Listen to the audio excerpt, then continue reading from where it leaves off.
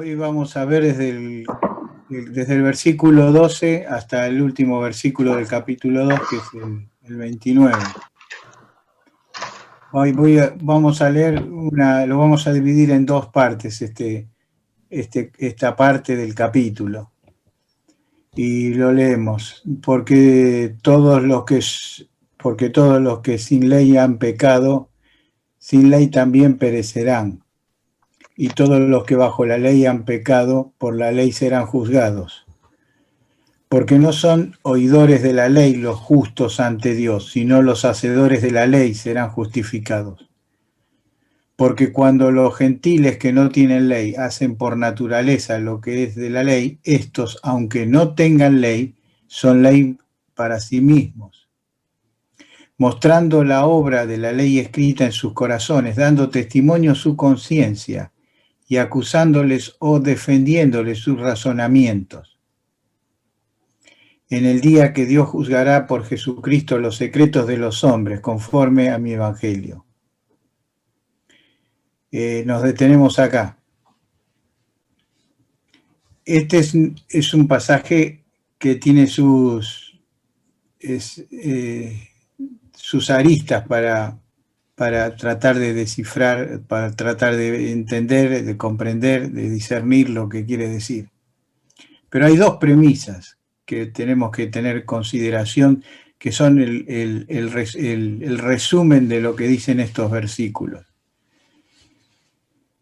Primero, no está haciendo un contraste entre la fe y las obras. Hay otros versículos y otros capítulos que hablan de esto. O sea, no está haciendo un contraste entre la fe y las obras. Y segundo, toda persona será juzgada por sus obras. ¿De dónde deducimos esto? Vamos a analizar un poquito los versículos. Porque todos los que sin ley han pecado, sin ley también perecerán, y todos los que bajo la ley han pecado, por la ley serán juzgados. Acá es tomar la ley como un... No la ley para aprender, para instruirse, para sacar provecho, para obedecer, sino como un instrumento por sí solo de justificación. Estaba pensando qué ejemplo poner para hacerlo más entendible esto. Hay muchas personas que piensan que por tener la Biblia en la mesita de luz el Señor los va a proteger. Esto es parecido a lo que está intentando decir aquí.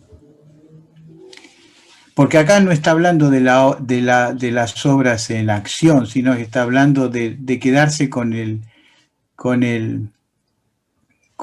¿cómo diríamos? Con el estirpe de ser personas que dominan y están bajo la ley.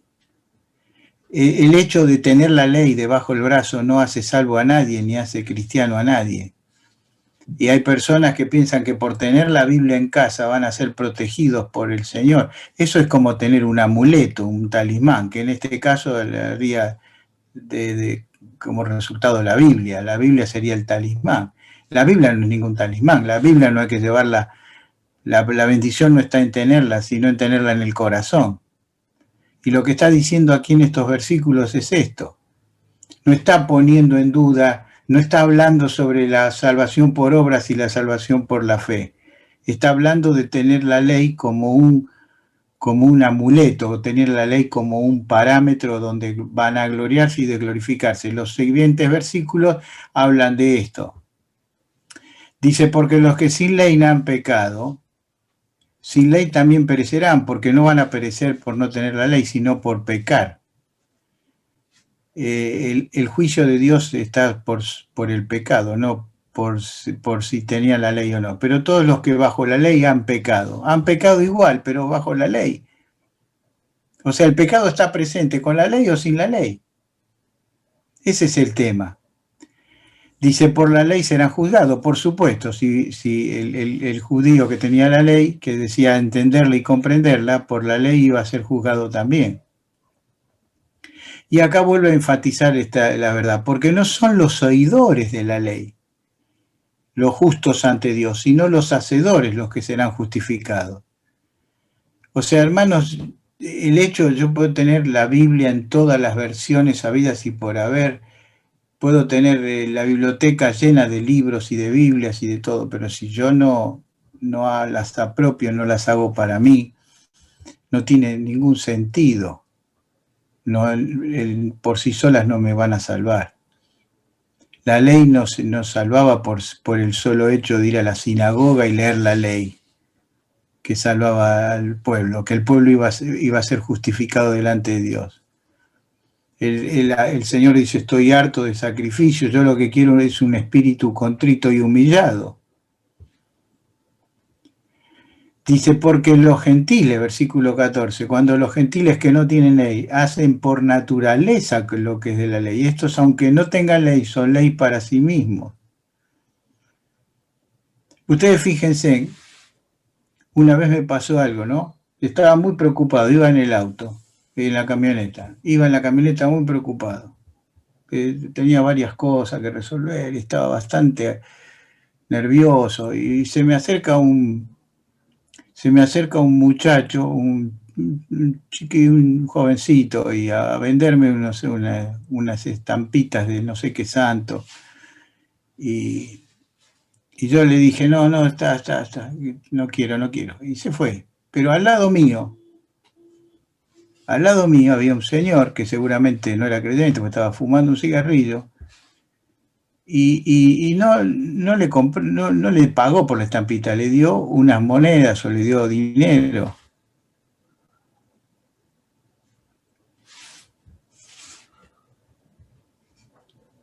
¿Quién obró bien? ¿Obré bien yo? ¿Obró bien el hombre de al lado del coche de al lado?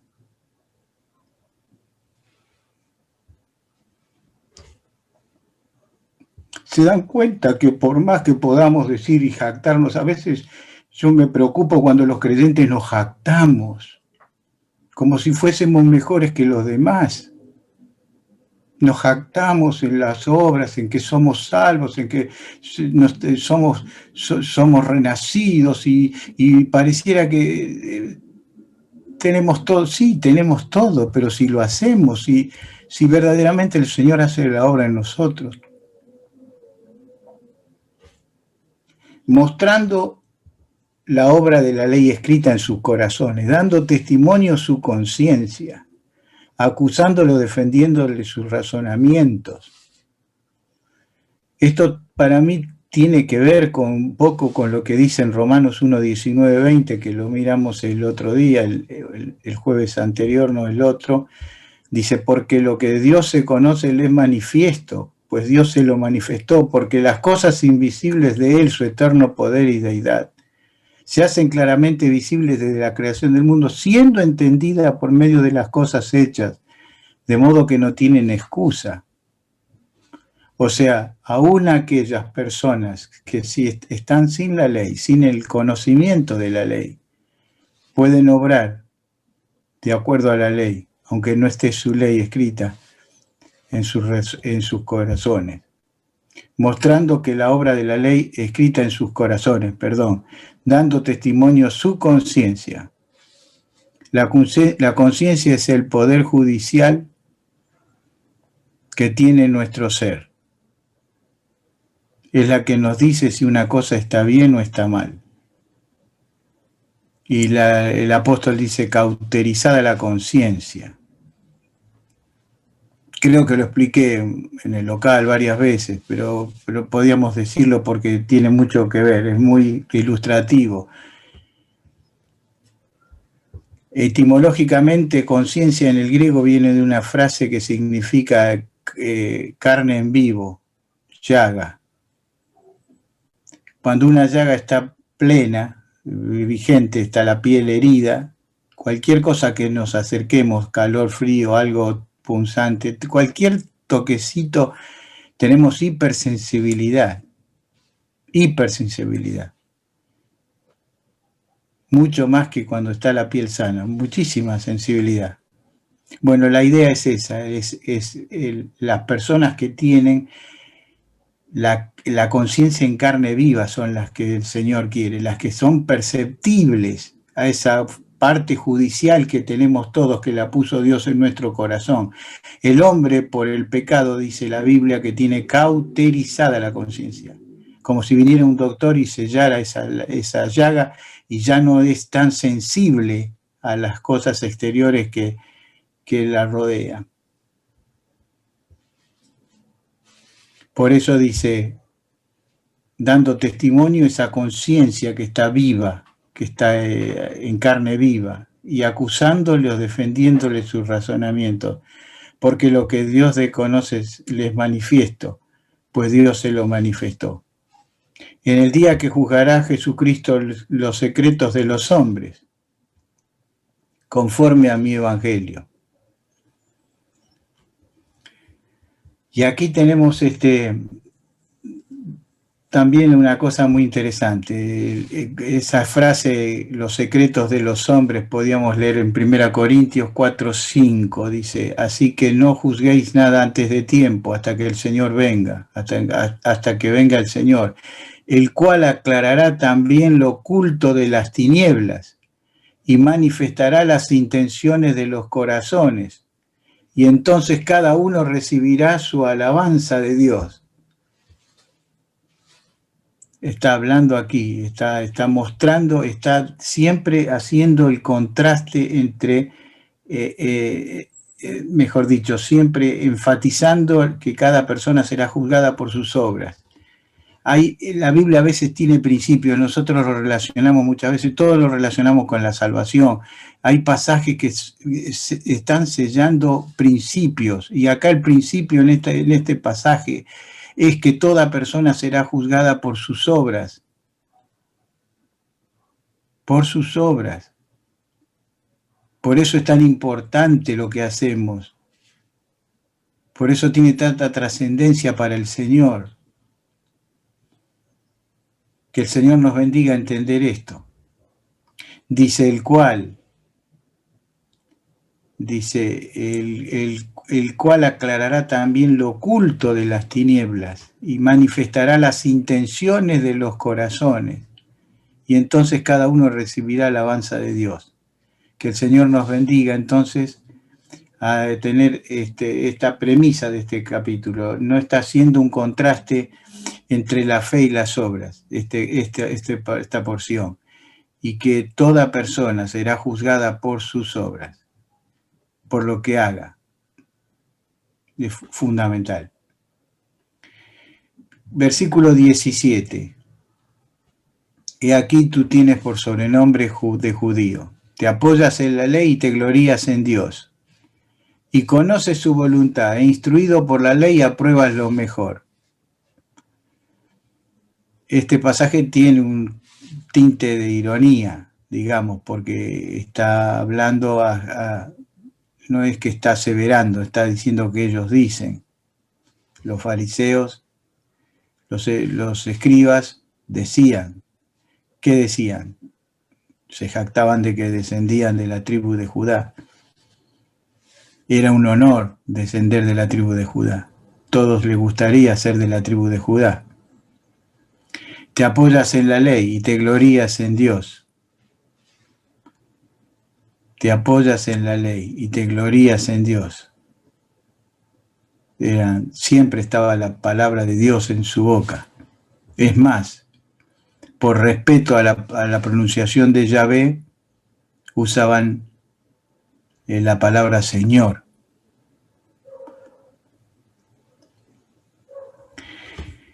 Y decían Señor, estaba el Señor siempre en boca de sus labios.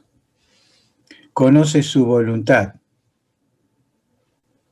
Está diciendo el apóstol, conoce su voluntad. No era que la conocieran, ojalá lo hubiesen conocido. E instruido por la ley apruebas lo mejor.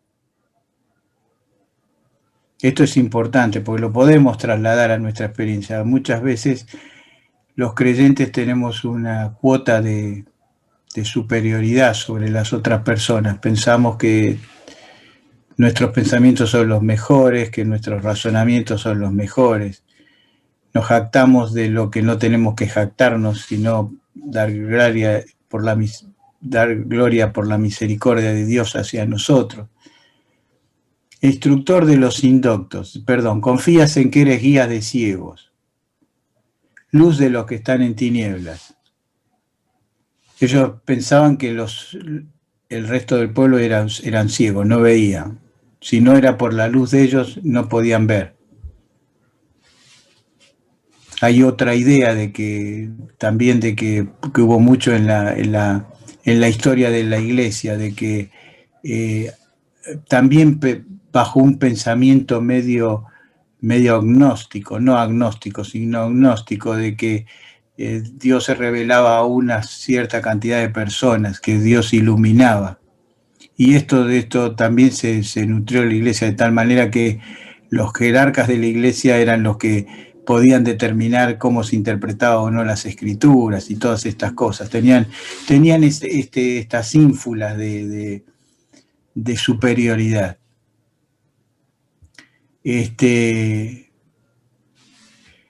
Luz de los que están en tinieblas, instructor de los indoctos, de los que no conocen, maestro de niños, que tienes en la ley la forma de la ciencia y de la verdad. Que tienes en la ley la forma de la ciencia y de la verdad.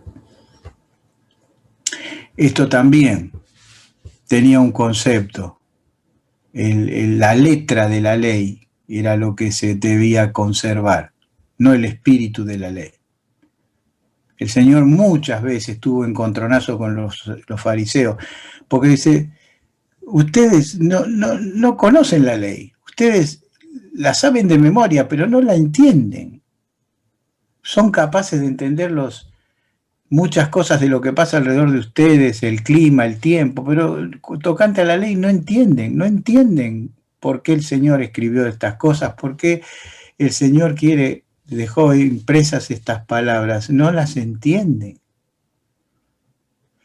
Porque aman la palabra, hablan la letra, es la letra, y es lo que la letra transmite ideas y conceptos, y eso es importante interpretarlos y entenderlos. Dice, tú pues que enseñas a otro, y acá va punzante, acá ya deja un poco la ironía y va derecho al hueso, digamos. Tú que enseñas a otro, no te enseñas a ti mismo. Tú que predicas que no hay que hurtar, hurtas. Tú que dices que no hay que adulterar, adulteras. Tú que abominas de los ídolos, cometes sacrilegio. Tú que dices todas estas cosas, ¿las haces?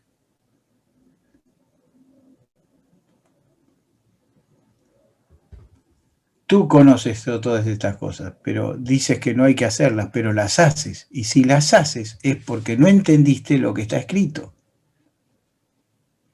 Hay un concepto en la Biblia, el conocimiento en la palabra de Dios es dinámico.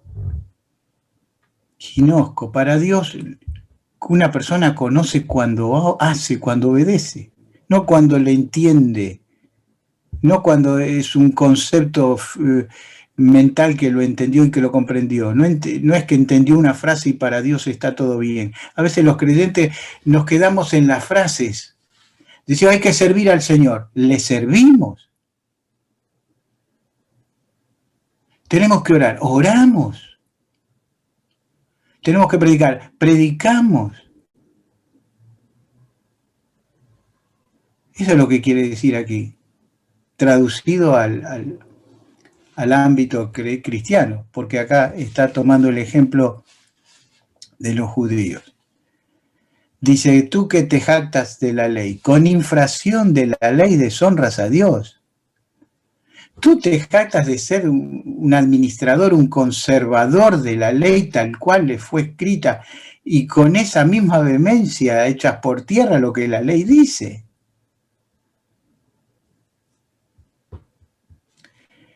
Porque como está escrito, el nombre de Dios es blasfemado entre los gentiles por causa de vosotros.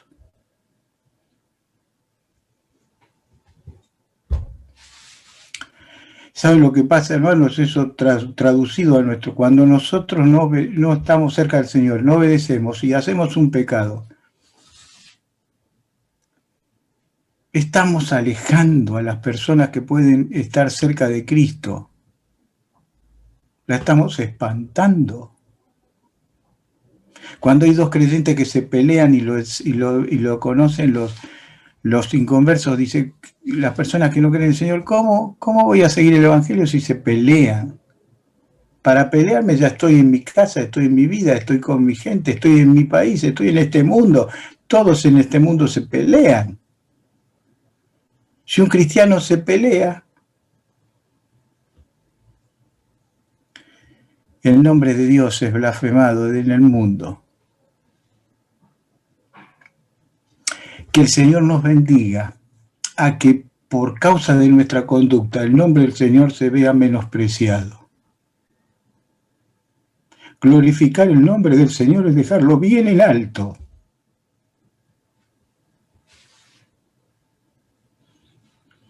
Es muy serio glorificar el nombre del Señor. A veces hablamos de las palabras con tanta naturalidad, las decimos tantas veces que las decimos, pierden muchas veces la esencia que tienen, el altísimo contenido. Y decimos, glorificamos a Dios. ¿Quién glorifica a Dios? ¿Cuándo? ¿Cómo? Que el Señor nos bendiga a tener responsabilidad, no miedo, pero sí responsabilidad. Cuando decimos, cuando hacemos cosas, cuando pronunciamos frases que a veces son muy bien, son muy hechas, pero que sean verdaderamente un sentimiento profundo del corazón y una correspondencia directa a nuestras actitudes.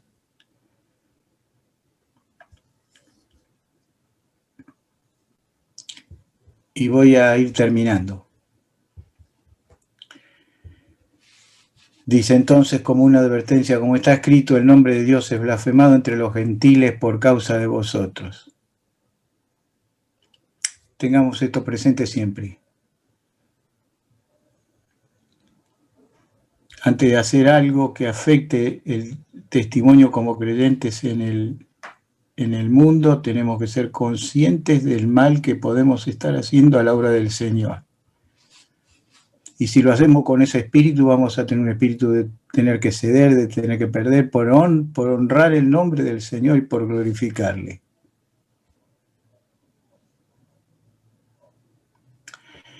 Pues en verdad la circuncisión aprovecha, si guardas la ley. Pero si eres transgresor de la ley, tu circuncisión viene a ser incircuncisión. Somos todos grandes, podemos hablar con cierta libertad aquí. ¿Qué era la circuncisión? Era una operación que se le hacía a los chicos en temprana edad, porque en esa edad está comprobado que dentro de los 8 días esta operación no produce ningún riesgo y no sangra y sangra muy poco, y hacerle a los chicos cortarles el prepucio y les genera una serie de ventajas. Se dice que las mujeres judías son las mujeres que menos cáncer de útero tienen en el mundo. Está comprobado. Pero el Señor no lo mandó solo por eso. Era una figura, era una actitud aséptica en medio de una situación compleja donde no se podían lavar con cierta frecuencia en el desierto, y era una medida de higiene,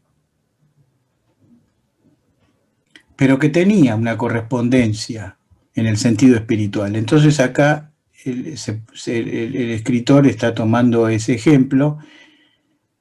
Dice, pues en verdad la circuncisión aprovecha. Por supuesto que aprovecha porque generaba esas ventajas.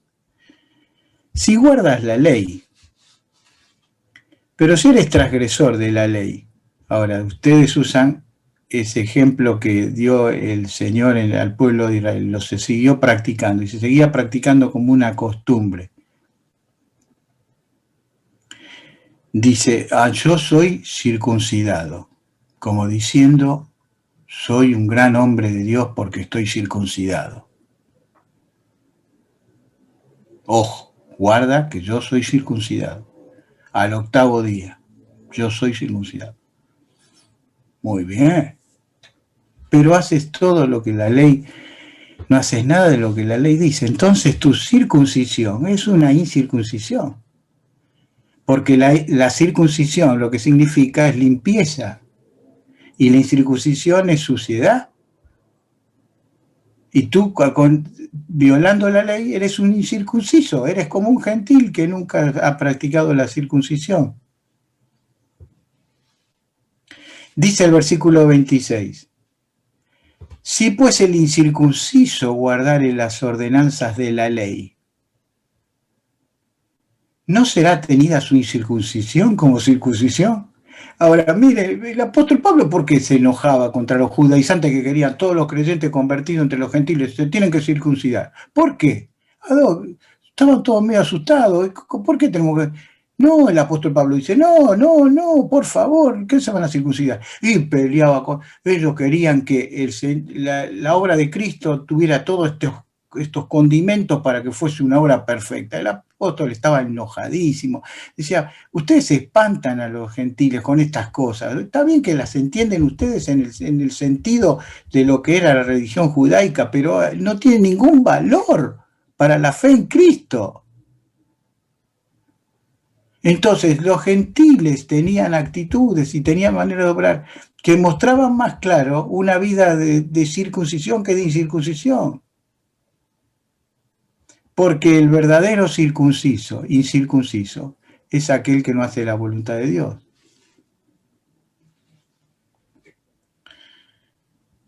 Dice, si pues el incircunciso guardare las ordenanzas de la ley, ¿no será tenida su incircuncisión como circuncisión?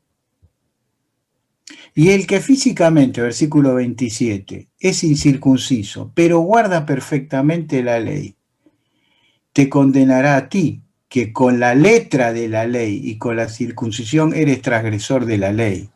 Estás basándote en la letra. ¿Qué piensas? Que eres un buen israelita porque estás circuncidado. Miren qué claro que es en la Biblia.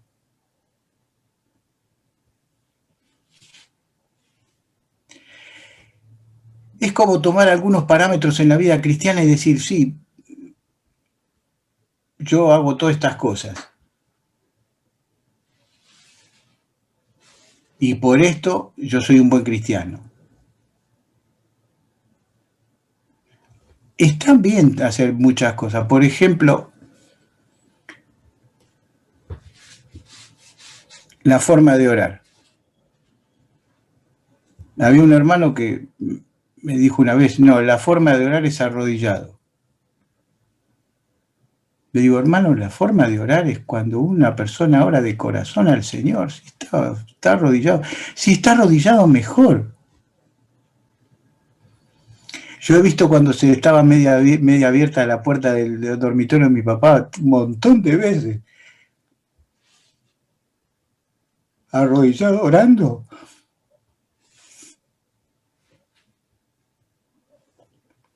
Pero no puedo decir que el hermano que no esté arrodillado no está orando como corresponde.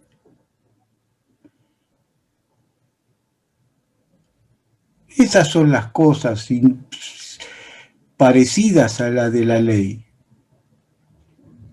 en las cuales los creyentes no tenemos que caer.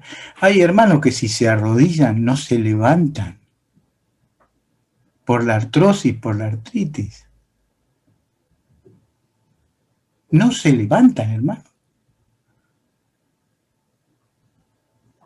¿Ustedes creen que el Señor va a querer que alguien sufra dolores por arrodillarse? Si puede orar sentado, ¿cuál es el problema?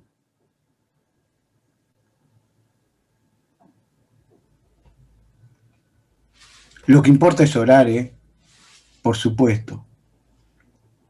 Y arrodillado es maravilloso. Todo el que lo puede hacer es maravilloso. Yo no le estoy quitando el gusto a hacerlo. Pero no puedo dogmatizar. Y ellos dogmatizaban.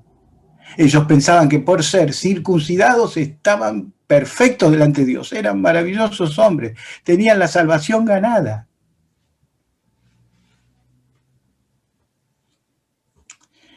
Versículos 28 y 29 para terminar.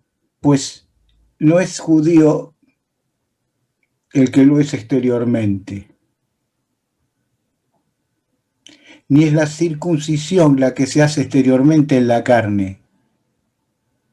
No es eso lo que da espiritualidad, sino que es judío el que lo es en el interior. Y la circuncisión es la del corazón, en espíritu, no en letra, la alabanza del cual no viene de los hombres, sino de Dios. No letra, hermanos, espíritu. No dogmatismo, sino actitudes del corazón. Porque acá dice, la alabanza de la cual no viene de los hombres, sino de Dios. Estas actitudes espirituales no tienen la alabanza de los hombres, pero sí tienen la alabanza de Dios.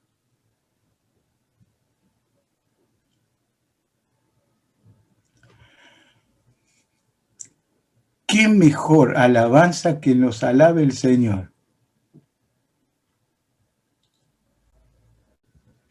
¿Hay mejor alabanza? A veces los hombres estamos pensando, confiando, testeando nuestras actitudes por lo que dicen los hombres. Y la verdadera aprobación que tenemos que tener es la aprobación del Señor. Lo que pasa es que es más fácil lograr la aprobación de los hombres que la aprobación del Señor. Pero es el camino que es válido. Que el Señor nos bendiga en esta noche por este pasaje tan hermoso, que todo Romanos es hermoso, vibrante, vehemente. Me hubiese gustado alguna vez que escuchar al apóstol Pablo explicarlo, por ejemplo, con su vehemencia, con su capacidad. Que el Señor nos bendiga en esta noche y que nos acompañe en este tiempo tan difícil a orar unos por los otros. Amén.